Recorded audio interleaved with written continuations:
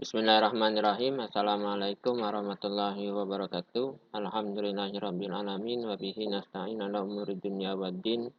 Wassalatu wassalamu ala asrofil anbiya'i wal mursalin wa ala alihi wa sahbihi ajma'in. Rabbi israh li sadri wa yassir li amri wa hlul 'uqdatam min lisani yafqahu qawli.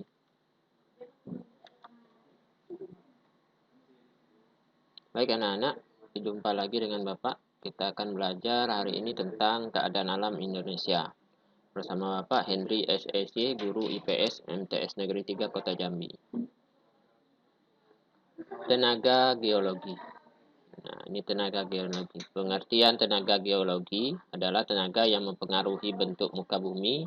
Tenaga ini berasal dari dalam maupun luar bumi.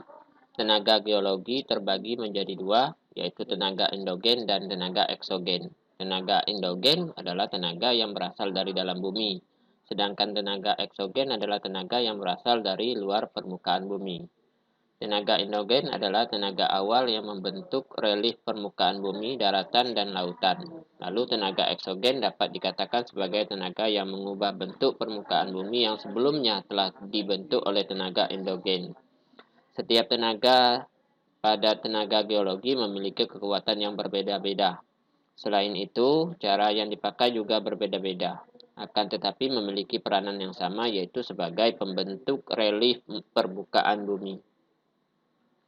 Baik anak-anak, tenaga geologi ini macam-macam tenaga geologi. Bisa diperhatikan, ini ada tenaga endogen dan ini tenaga eksogen. Tenaga endogen ini ada tiga, yaitu seisme, vulkanisme, dan tektonisme. Sedangkan tenaga eksogen adalah angin, air, gletser, dan sinar matahari. Seisme ini yaitu gempa bumi. Pengertian gempa bumi, faktor terjadinya gempa bumi, macam-macam gempa bumi, istilah dalam gempa bumi dan alat mengukur gempa bumi, dan akibat terjadinya gempa bumi. Perhatikan ya anak-anak.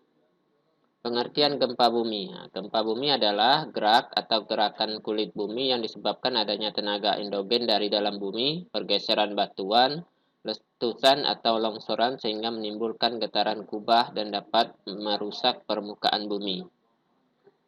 Faktor penyebabnya terjadinya gempa bumi. Perpindahan dan pergeseran lapisan kulit bumi yang secara tiba-tiba. Pergeseran itu menimbulkan getaran yang sangat dahsyat yang dirasakan di berbagai tempat di permukaan bumi. Yang kedua, terjadinya letusan gunung api. Dan yang ketiga, terjadinya runtuhan tanah. Nah, selanjutnya anak-anak, macam-macam gempa bumi. Nah, ini penyebabnya gempa tektonik, gempa vulkanik, dan gempa runtuhan. Pusatnya gempa daratan, gempa laut. Nah, ada di darat, ada pun di laut. Selanjutnya letak hipocentrum. Gempa dalam, gempa menengah atau intermedier, dan gempa dangkal. Nah, ini macam-macam gempa bumi, ya anak-anak. Selanjutnya anak-anak, istilah dalam gempa bumi dan alat pengukur gempa. Ada seismologi, ada seismograf, ada seismogram, ada skala Richter, ada hipocentrum, ada epicentrum, ada isosesta, homosesta, dan terakhir pelestosesta, dan tsunami. Selanjutnya anak-anak, akibat terjadinya gempa. Nah, pertama dapat merusak dan menimbulkan kerugian material.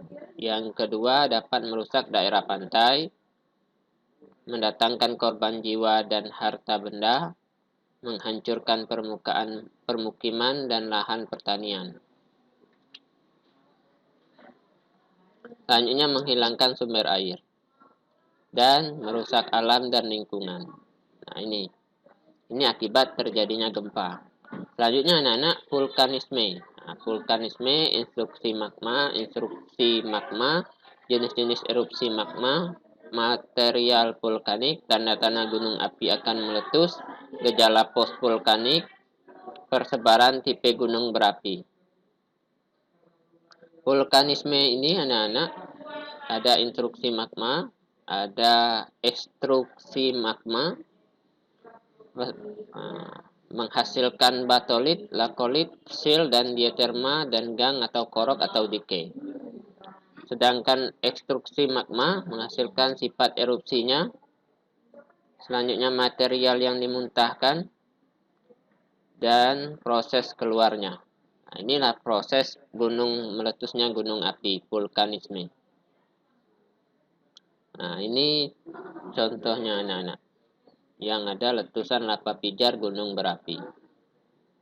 Batolit itu apa? Magma yang membeku di dalam dapur magma. Lakolit, magma yang menyusup ke atas membentuk tonjolan. Magma sil itu magma tipis yang menyusup di antara batuan. Selanjutnya diaterma, magma yang membeku pada pipa kawah berbentuk silinder memanjang dari dapur magma sampai ke permukaan. Gang atau korok atau decay itu adalah interupsi magma yang memotong lapisan batuan. Nah, ini gambar tentang gunung berapi, letusan gunung berapi yang disebut dengan vulkanisme. Selanjutnya, instruksi magma ini anak-anak berdasarkan sifatnya, ada erupsi deposit, ada erupsi eksplosif, ada erupsi campuran. Sedangkan berdasarkan proses keluarnya, ada erupsi sentral, ada erupsi linier, ada erupsi areal. Nah, berdasarkan materialnya yang dikeluarkan, yaitu erupsi magnetik, erupsi periatik, erupsi periatomagnetik. Nah, material vulkanik. Selanjutnya, anak-anak, ada material padat, berbentuk bom vulkanik, batu besar, batu kecil, pasir vulkanik, dan abu vulkanik. Material cair, yaitu lava, lahar panas, maupun lahar dingin. Bahan gas atau eklasi, gas fumarol, gas solpatar, dan gas mupet atau gas asam arang, CO2. Baik anak-anak, selanjutnya tanda-tanda gunung api akan meletus. Pertama, terdengar suara gemuruh dari dalam gunung api. Yang kedua, suhu udara di sekitar gunung api naik. Sumber-sumber mata air di sekitar gunung banyak yang mengering. Tumbuhan di sekitar kawah jadi layu atau kering. Banyak binatang yang turun dari gunung. Yang selanjutnya terjadi peristiwa eklasi, yaitu peristiwa keluarnya bahan-bahan yang berwujud gas atau lava yang makin kuat. Inilah tanda-tanda gunung api akan meletus. Selanjutnya anak-anak, gejala post-vulkanik atau pasca vulkanik. Pasca letusan, pertama adanya sumber gas eklasi berupa fumarol, salpatar, dan mupet. Terdapatnya sumber air panas. Adanya mata air magdani, mata air panas yang mengandung mineral, seperti belerang, contohnya pemandian air panas Maribaya di Jawa Barat. Lalunya adanya geyser, yaitu mata air panas yang memancar, seperti di Cisolok, Pelabuhan Ratu.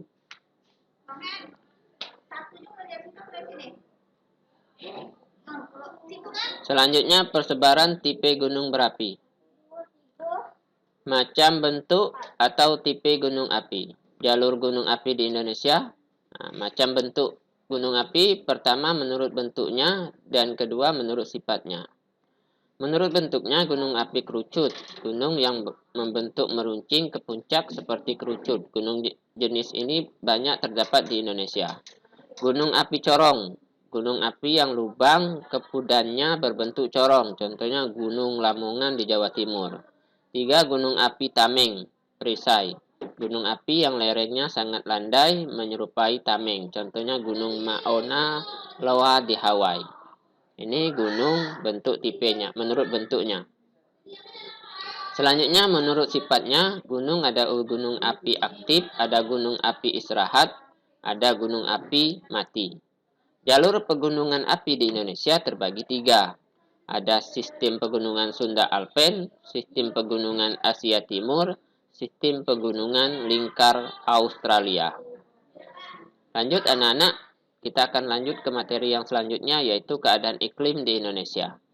Letak astronomis Indonesia yang berada di wilayah tropis membuat Indonesia beriklim tropis. Apa yang menjadi ciri iklim di daerah tropis? Nah, ini menjadi pertanyaan kita. Ciri-ciri iklimnya adalah, pertama, suhu udara yang tinggi sepanjang tahun. Rata-rata tidak kurang dari 18 derajat Celcius, yaitu sekitar 27 derajat Celcius. Dua, lama siang dan lama malam hampir sama, sekitar 12 jam siang dan 12 jam malam. Yang ketiga, curah hujan yang tinggi. Dan yang keempat, terjadinya penguapan air di laut maupun darat. Cukup tinggi sehingga banyak awan. Ini ciri iklim tropis.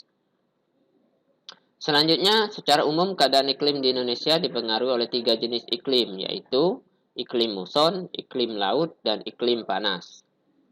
Lanjut anak-anak, iklim muson ini yaitu dipengaruhi oleh angin musim yang berubah-ubah setiap periode waktu tertentu. Biasanya satu periode perubahan adalah 6 bulan. Angin muson ada 2 macam. Angin muson timur bergerak pada bulan April sampai Oktober, bergerak dari Australia menuju Asia. Dan yang kedua, angin muson barat bergerak pada bulan Oktober-April, bergerak dari Asia menuju Australia. Selanjutnya anak-anak, inilah pergerakan angin muson. Baik itu angin muson timur maupun angin muson barat. Selanjutnya iklim laut. Terjadinya karena Indonesia memiliki wilayah laut yang luas sehingga banyak menimbulkan penguapan dan akhirnya mengakibatkan terjadinya hujan. Selanjutnya yang ketiga, C, iklim panas. Terjadi karena Indonesia berada di daerah tropis, suhu yang tinggi mengakibatkan penguapan yang tinggi dan berpotensi untuk terjadinya hujan. Saat ini Indonesia sedang berada dalam perubahan iklim yang ditandai dengan adanya perubahan temperatur rata harian, pola curah hujan, dan lain-lain. Perubahan ini memberikan dampak serius pada berbagai sektor di Indonesia, misalnya pertanian, kesehatan, dan perekonomian. Baik anak-anak, kita lanjut bentuk-bentuk muka bumi. Indonesia terdiri atas belasan ribu pulau. Jumlah pulau seluruhnya mencapai 13.466 pulau. Jika diperhatikan keadaan pulau-pulau di Indonesia tanpa adanya keragaman bentuk muka bumi.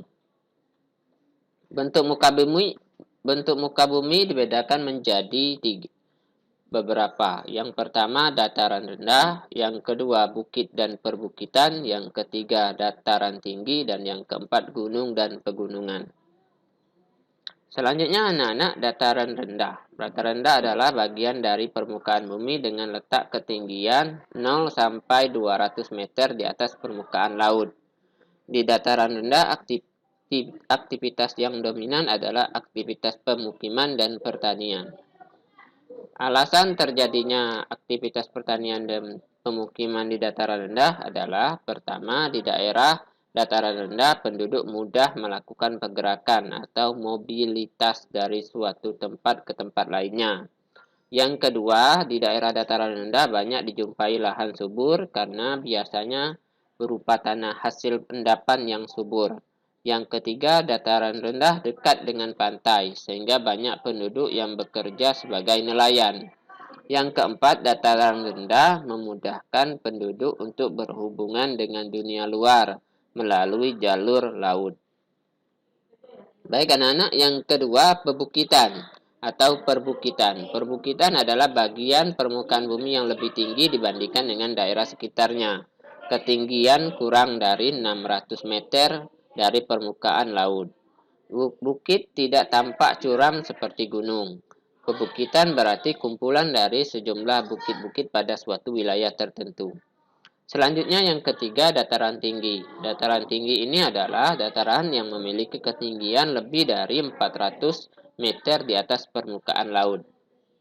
Sedangkan gunung dan pegunungan adalah bagian dari permukaan bumi yang menjulang lebih tinggi dibandingkan daerah di sekitarnya dengan ketinggian lebih dari 600 meter dari permukaan laut. Sebagian gunung di Indonesia merupakan gunung berapi yang aktif. Baik anak-anak, demikian penjelasan dari Bapak tentang kondisi alam Indonesia. Semoga dapat bermanfaat dan semoga dapat dimengerti. Lebih kurang Bapak mohon maaf, tetap semangat, jaga kesehatan. Wassalamualaikum warahmatullahi wabarakatuh.